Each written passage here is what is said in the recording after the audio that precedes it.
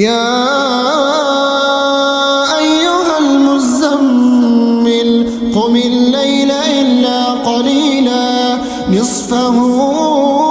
أو انقص منه قليلا أو زد عليه ورتل القرآن ترتيلا إنا سنلقي عليك قولا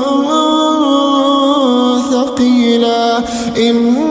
ناشئة الليل هي أشد وطئا وأقوم قيلا إن لك في النهار سبحا طويلا واذكر اسم ربك وتبتل إليه تبتيلا رب المشرق والمغرب لا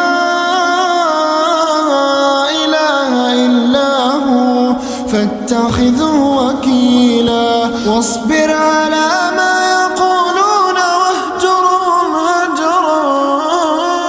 جميلا وذرني والمكذبين أولي النعمة ومهلهم قليلا إنا لدينا أنكالا وجحيما وطعاما وعذابا أليما يوم ترجف الأرض والجبال وكانت الجبال كثيبا مهيلا إنا أرسلنا إليكم رسولا شاهدا عليكم كما أرسلنا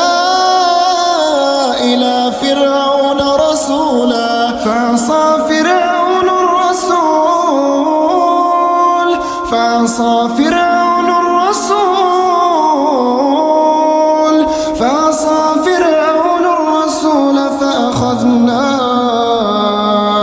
فأخذناه أخذا وبيلا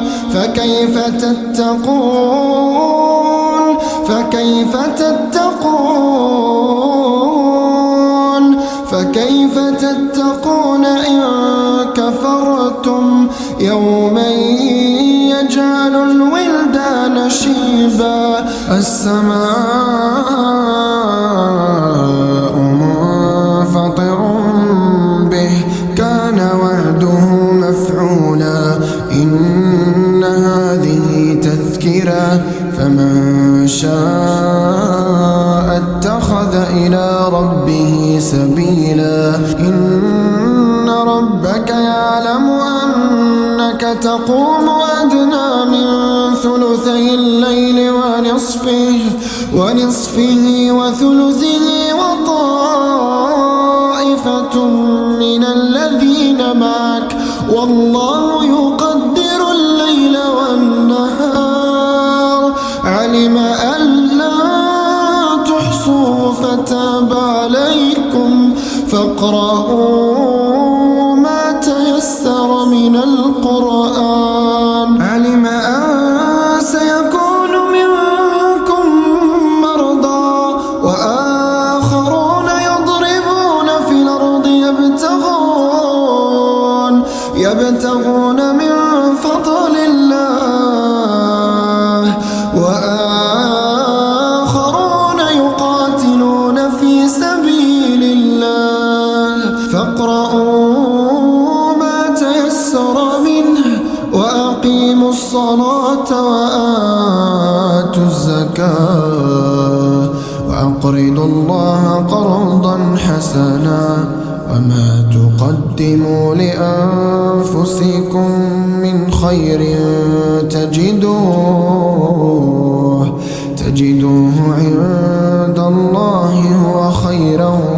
وأعظم أجرا واستغفروا الله